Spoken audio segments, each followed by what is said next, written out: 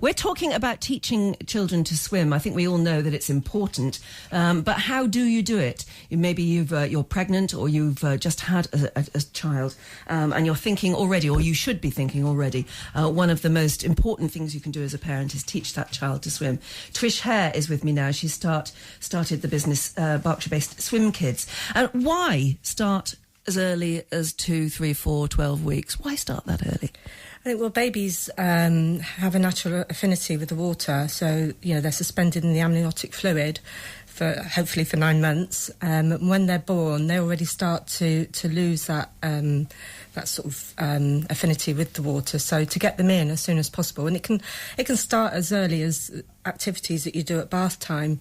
Getting them to swim into a structured swimming programme round about, well, hopefully before they're around about 7 months old, can really help, because babies have reflexes, some that work quite well in the pool and some that don't. So around about 7 months old, they can already have an intrinsic fear of the water.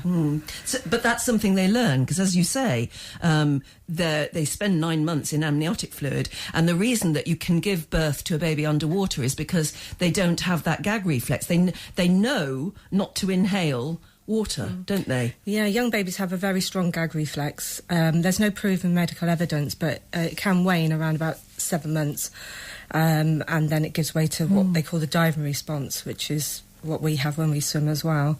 So the earlier they start, the more comfortable they become in water. And, babies... there's lots of activities that they can do. Well, I was just going to say to anyone listening, I mean, you're not teaching them breaststroke or front crawl, are you, at 12 weeks? You're just teaching them how to flop around and be in water, aren't you, and to enjoy water. There's a lot more to it than that, Anne, to be honest. I mean, our whole programme is a very structured programme. It's built on week. We're teaching valuable life-saving skills right from the start. Our whole programme... What, to a baby? Yeah, absolutely. Yeah. How? How do you mean? Something simple like falling into the water, so they know what it feels like to fall into water. We do underwater swimming. It's very controlled. So we then build on that, so they learn to come into the water, turn around on the surface and hold on.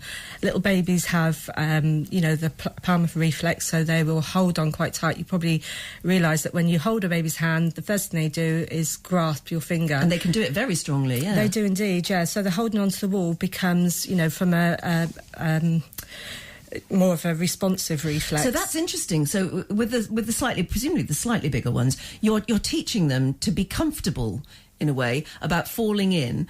They fall in, you can teach them to turn around and go to the side. And that's a very, very important thing that in the end they will know intuitively. Yeah, absolutely. That really is important. I can see that. It is, yeah. I mean, they come into the water, they go under the water, they turn round.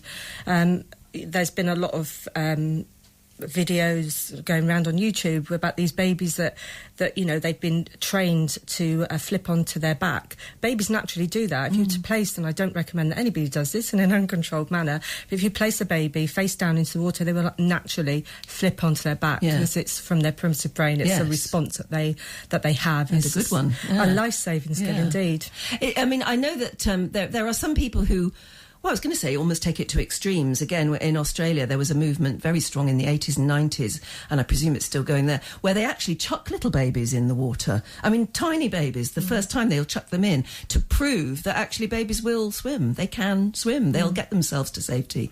Weird, isn't it? Yeah, babies have a reflex, an involuntary reflex called the amphibian reflex, and if you place a baby underwater, they will move. Nirvana, if anybody's old enough to remember that, the baby on the album cover, where the baby moves through the water. Yeah. So that's what happens. But through structured lessons, you can turn that that reflex into a more learned reflex, so they do actually swim.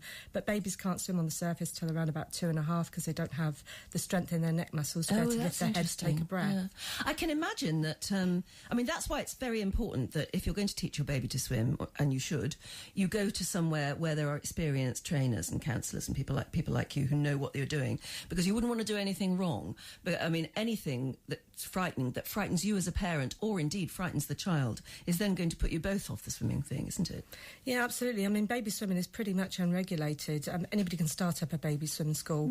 That's a bit worrying, really, isn't it? It is, yeah. We, all of our instructors have world-class training. They have the industry standard, plus they have our own in-house training and constant mentoring and retraining. We go through CRBs, which is not CRBs. Sorry. No, I know what you mean. Though I didn't know that they well, we do have the name CRBs. of CRBs, but yeah.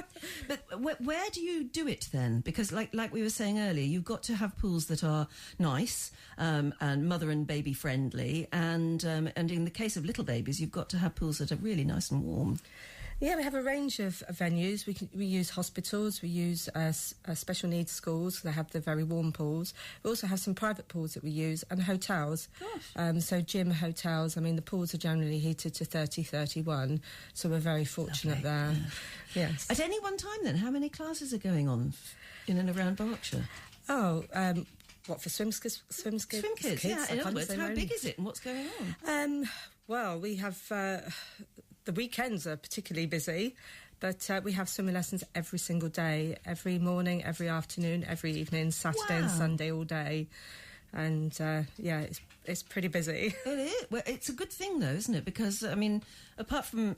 swimming is something that child will be able to enjoy the rest of their lives, because swimming is something we all love, whether you do it as a sport or whether you just do it recreationally or when you're on holiday. But it is also a life skill. It's got to be learned. We've all got to learn it, haven't we? And so you're doing something very, very important, but it's also terrific fun by the sound of it. Very good business idea. It's worked out well. Yes, it has indeed. I mean, there's lots of health benefits of swimming as well. We all know that swimming, any exercise, helps the cardiovascular system. The same applies to babies in water. So, while you're splish-splashing around in the pool, you're also helping to develop the baby's vestibular system, which is all about balance and coordination.